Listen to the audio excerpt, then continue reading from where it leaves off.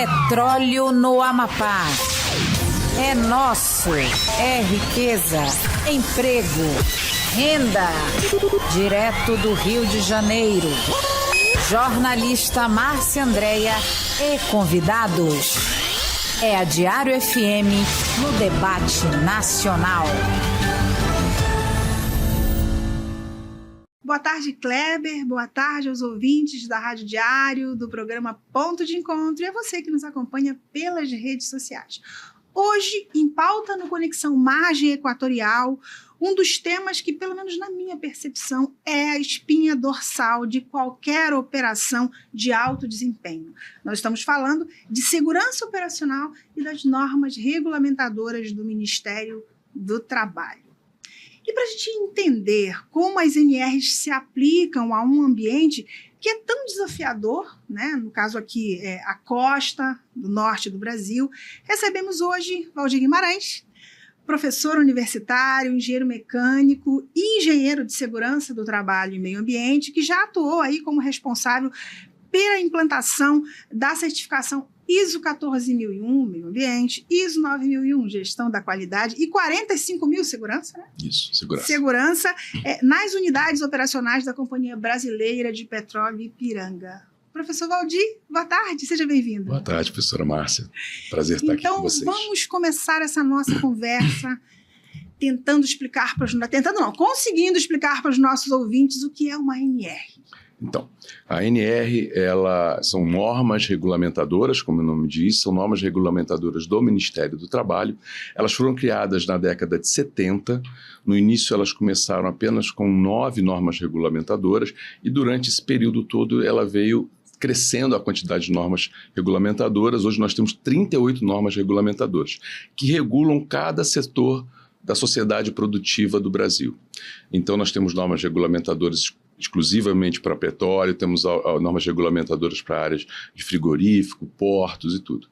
As normas regulamentadoras, elas têm efeito de lei pela portaria 14.280, né? E está homologada, então, assim, ela tem a possibilidade de multar as empresas que não cumprirem as normas. Hoje nós temos 38 normas e elas são aplicadas para todas as áreas produtivas. Interessante, né? A gente teve um dos eventos do Qualifica Amapá, que é esse programa de capacitação que o governo do estado ele vem proporcionando. A gente teve um evento só sobre normas regulamentadoras e foi aí que foi possível a gente compreender a dimensão, a importância das NRs no contexto da indústria de óleo e gás. Uhum. Então, Valdir, a NR1 é uma norma que recentemente teve uma mudança importante, né? Hoje ela exige gerenciamento de risco operacional, uhum, né? E também o programa de gestão de riscos. Uhum. Né? Então, a gente pensando nesse ambiente, né, que nós estamos aqui, o ambiente amazônico, que é um ambiente muito mais severo do que a bacia de Campos, como é que você entende que o programa de gerenciamento de risco ele precisa ser adaptado, né, para que ocorra tudo bem nessa nova fronteira exploratória? Então, o programa de gerenciamento de risco, ele tem que ser dividido em etapas para essa área. Por quê? Ele está fora de todo o contexto que a gente conhece normalmente. Então, nós vamos ter umas situações com plataformas diferentes, com explorações diferentes, então tem que haver etapas. Então, o importante de fazer um bom gerenciamento de riscos nessa etapa é você dividir em fases, delimitar bem quais são os seus horizontes. Eu vou fazer daqui até aqui, depois eu começo uma outra área. Se tentarmos fazer tudo ao mesmo tempo, nós perderemos um tempo muito grande e não chegaremos a nenhuma conclusão. O importante do programa de gerenciamento de risco é que você evite acidentes operacionais e acidentes com pessoas. Você só consegue evitar isso se você for a fundo em cada atividade, mapear cada atividade, fazer auditorias na área para cada atividade. Então é importante você ter as delimitações das atividades, ter o início, o meio e o fim de cada atividade. Valdir, quando a gente pensa no trabalho em altura, né, que é uma constante em sondas, Uhum. por exemplo, né? Considerando os ventos fortes que temos aqui na região, a instabilidade climática, que também é típica aqui da costa do norte do Brasil, quais as precauções adicionais de segurança que você recomendaria para o cumprimento da NR35 em operações de perfuração em áreas ultraprofundas? Bom, a NR35 ela tem uma característica muito interessante que ela ela tem uma quantidade de NBRs que ajudam a fazer a NR35, né? Serviços em altura. NBRs, vamos lembrando que são? Normas brasileiras, né? De orientações de segurança ou de outras atividades, qualquer que seja. Vamos dizer assim, é como se eu tivesse a norma regulamentadora dizendo o que eu tenho que fazer e a NBR, ela abre aquilo tudo para tudo que eu tenho, quais são as etapas que eu tenho que fazer. Então, a NBR ela tem essa característica, né?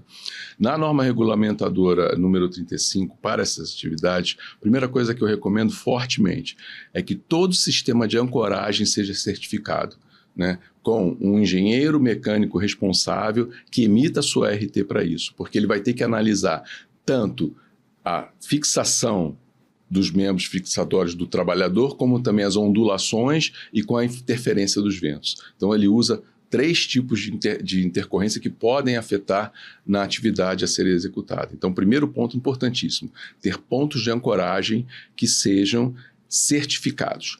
Segundo ponto que seria fundamental, treinamento de todos aqueles que trabalham com o NR35 voltado para a área de petróleo. Porque o treinamento da NR35 como um só é muito rápido e muito simples, mas para a área de petróleo não é bem assim. Nós temos outras influências, nós temos que ter formas de nos ancorarmos diferente. Então, tem que ter um específico para essa área, né? E em terceiro ponto e último ponto, que seria importante, são as inspeções dos equipamentos, né? Um equipamento em que você usa numa terra firme, ele sofre uma ação de corrosão diferente daquele que está no mar. Então, uma inspeção rígida em cima desses equipamentos é fundamental. Ok, Valdir, interessante isso, né, gente?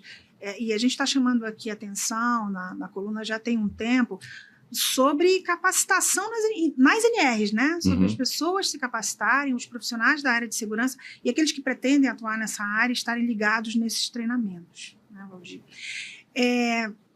Espaços confinados em unidades offshore são críticos, né? Sim. Imagina, você está lá no meio do mar. Vamos imaginar que, no caso de um acidente, de uma emergência, como é que a NR33 ela orienta o planejamento de resgate num local assim tão distante, a horas, né, de distância?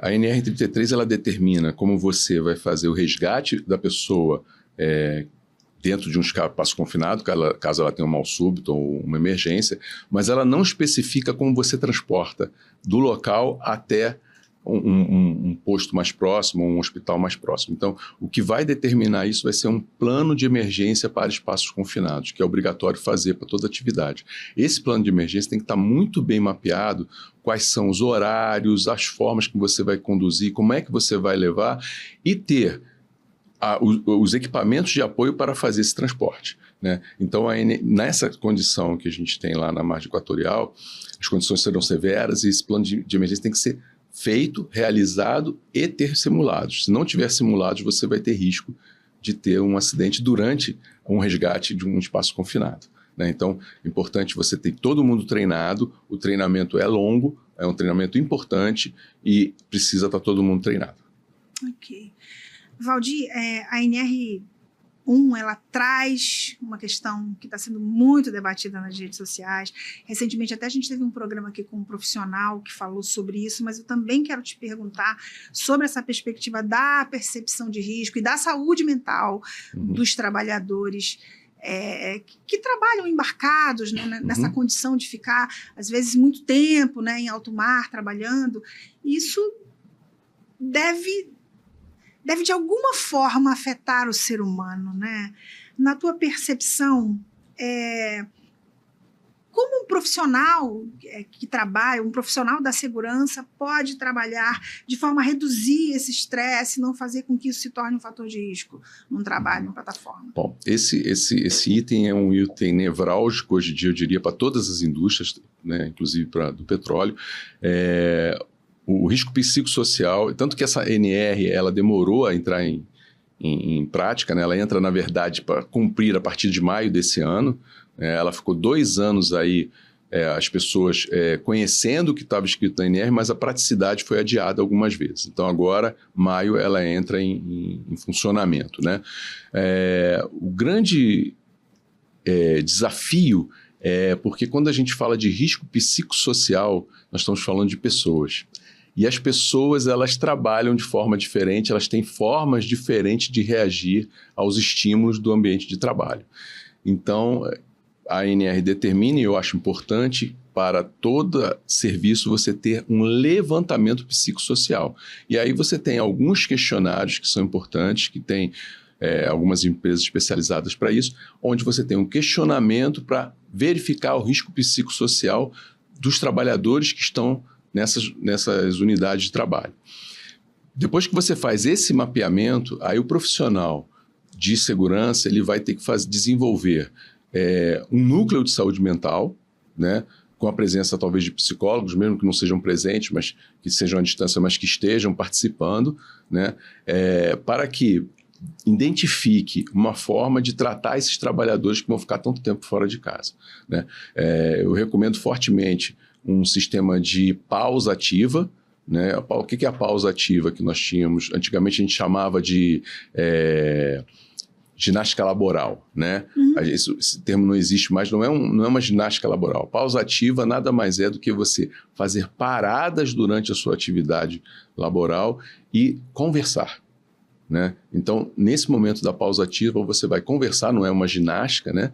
Sim, uma conversa, e aí nessa conversa você vai determinando e vendo como é que está a saúde mental de cada um dos seus funcionários. Então, tem um desafio muito grande para os profissionais de segurança, porque eles têm que se desenvolver nisso, né? Deixar de ser um pouco técnico para ser um pouco psicólogo, né? E a grande dificuldade é essa. Não, que os psicólogos ficam nervosos. Não, os psicólogos são maravilhosos. A questão é o engenheiro começar a virar psicólogo um pouco. Isso que é o difícil. Pode se comportar como um psicólogo. Onde 2 e 2 não são 4, né? Pode ser 5. Exatamente. Então, dependendo do que a gente está conversando. Então, isso é importante ter essa pausa ativa, e se ouvir e ter um plano de ação para cada um. Lembrando que a NR1 ela não consegue aglutinar todos no mesmo grupo homogêneo de exposição. Isso é importante para grau de risco, para você fazer uma análise de risco. Mas os riscos psicossociais eles têm que ser individualizados, porque é o ser humano e ele é individual e ele tem as suas características próprias. Desafio aí para o pessoal da segurança. Muito desafio.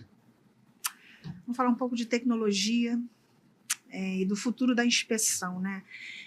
Valdir, na tua percepção, como o uso de drones e robótica para inspeção de espaços confinados e também em altura, né, trabalho em altura, tem ajudado a tirar o homem do risco nas operações offshore? Bom, já existe, né? A gente já tem essa tecnologia, não são todos os lugares que tem, mas o drone ele tem servido como uma grande redução de risco para o trabalhador, porque a partir do momento que eu tenho que inspecionar uma torre que está lá a 30 metros de altura e o funcionário tem que subir nessa torre e eu deixar de fazer isso, passar a fazer com drone, eu reduzo o risco da operação da atividade. Então, é fundamental. A única questão que tem que se colocar, e é importante, porque não é qualquer drone, né?